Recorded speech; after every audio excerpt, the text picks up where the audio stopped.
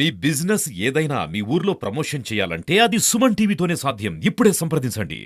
ఏపీలో జనరల్ ఎలక్షన్స్కి నిన్నటితో ప్రచారం ముగిసింది. అయితే రేపు ఎన్నికలు జరుగుతున్నటువంటి సందర్భంగా ఎక్కడైతే రిటర్నింగ్ ఆఫీసర్స్ ఉన్నారో వాళ్ళందరూ కూడా సన్నద్ధమవుతున్నారు. ఇప్పటికే తిరుపతి నియోజకవర్గానికి సంబంధించి 274 పోలింగ్ కేంద్రాలు ఉండగా పోలింగ్ కేంద్రాలకి ఈవీఎంలు పంపిణీ చేసేటువంటి కార్యక్రమం జరుగుతుంది. ప్రస్తుతం మనతో పాటు తిరుపతి రిటర్నింగ్ ఆఫీసర్ అతిథి సింగ్ ఉన్నారు. మేడం, నిజంగా తిరుపతి అంటేనే ఒక ప్రెస్టీజియస్గా తీసుకుంటూ ఉంటారు. ముఖ్యంగా సమస్యాత్మక కేంద్రాలు కూడా ఎక్కువ కూడా కనిపిస్తుంటాయి. స్టేట్ ఎలక్షన్ కమిషన్ కూడా తిరుపతిని చాలా ప్రతిష్టాత్మకంగా తీసుకుంది, వెబ్కాస్టింగ్ నిర్వహిస్తుంది. ఎలాంటి ఏర్పాట్లు చేస్తుంది?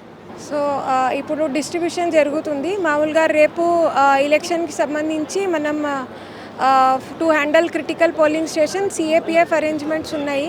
దీంతోపాటు వెబ్కాస్టింగ్ కూడా 100% ఆల్ అంటే 274 పోలింగ్ స్టేషన్ 274 పోలింగ్ స్టేషన్స్లో కూడా మనం ఏర్పాటు చేయడం జరిగింది. వెబ్కాస్టింగ్ 2 కెమెరాస్ ప్రతి ఒక్క పోలింగ్ స్టేషన్లో మనం ఏర్పాటు చేసాము. కంటిన్యూస్గా మన కంట్రోల్ రూమ్ నుంచి మానిటరింగ్ చేయడం జరుగుతుంది to ensure that no untoward incident happens. ఎక్కడైనా చిన్న ఇష్యూ కూడా మన దృష్టికి వస్తే వెంటనే we will react and resolve the problem. అంటే 46 మెంబర్స్ కంటెస్ట్ చేస్తున్నాడు. ఒక ఈవీఎం ప్యాడ్ అనేది సరిపోదు, 2 ఈవీఎం ప్యాడ్లు అనేది ఏర్పాటు చేయాలి. సో ఆ రకంగా ఎన్ని ఈవీఎం ప్యాడ్లు అసెంబ్లీలో 46 క్యాండిడేట్స్ ఉన్నారు, 46 క్యాండిడేట్స్. సో ఒక ఈవీఎంలో 15 క్యాండిడేట్స్ ప్లస్ 1 నోటా రావచ్చు. 46 ఉన్నారు కాబట్టి 3 ఈవీఎంస్ అసెంబ్లీ కాన్స్టిట్యుయెన్సీలో ఉన్నాయి.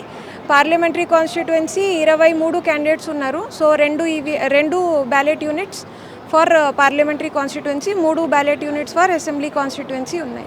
ఎక్కువ సమస్యాత్మక కేంద్రాలు గుర్తించారు. అంటే తిరుపతిలో మొదటి నుంచి వస్తున్నటువంటి న్యూస్ ఏంటంటే పెద్ద ఎత్తున దొంగ ఓట్లు అనేది చేర్చారు. గతంలో కూడా ఎంపీ ఎలక్షన్స్ సందర్భంగా బయట నుంచి వచ్చినటువంటి వ్యక్తులు చేశారని చెప్పారు. సో ఆ రకంగా ఎటువంటి జాగ్రత్తలు తీసుకున్నారు? నాన్ పీపుల్ తిరుపతికి వచ్చి ఓటేస్తే వాళ్ళకి ఎలాంటి ట్రీట్మెంట్ ఉండదు?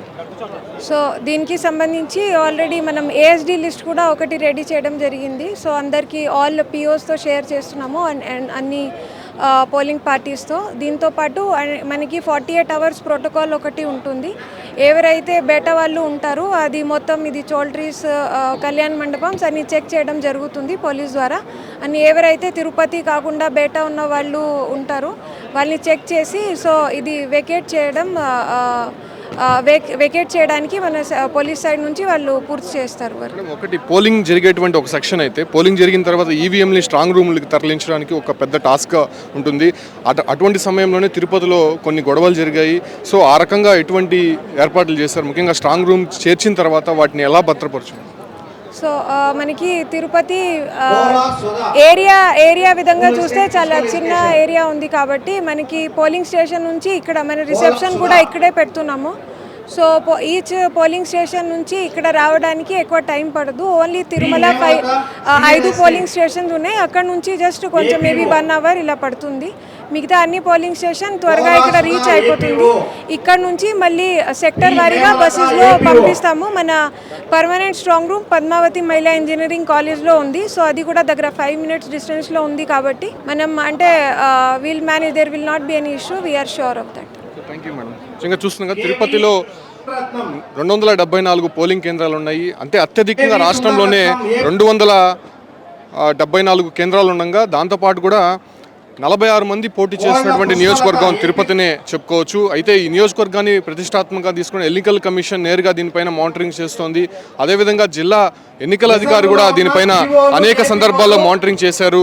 అయితే తిరుపతిలో ఉన్నటువంటి ఎన్నికల అధికారికి సంబంధించి ఇప్పటికే ఏదైతే తిరుపతిలో ఉన్నటువంటి ఎస్వి ఆర్ట్స్ కాలేజ్ గ్రౌండ్స్లో ఈవీఎంలు పంపిణీ జరుగుతుంది. చాలా ప్రతిష్టాత్మకంగా, చాలా పకడ్బందీగా ఏర్పాటు అనేది జరుగుతుంది. రేపు జరగబోయేటువంటి ఎన్నికలు ఎటువంటి ఇబ్బంది కలగకుండా, ఒకవేళ సమస్యాత్మక కేంద్రాలు ఉన్నప్పటికీ అక్కడ జరిగేటువంటి గొడవలు కావచ్చులంటే ఘర్షణలకు సంబంధించి ముందస్తుగా గుర్తించినటువంటి నేపథ్యంలో అక్కడ ప్రత్యేకమైనటువంటి బలగాలు ఏర్పాటు చేసే విధంగా కూడా ఇక్కడ చర్యలు చేపట్టడం జరిగింది.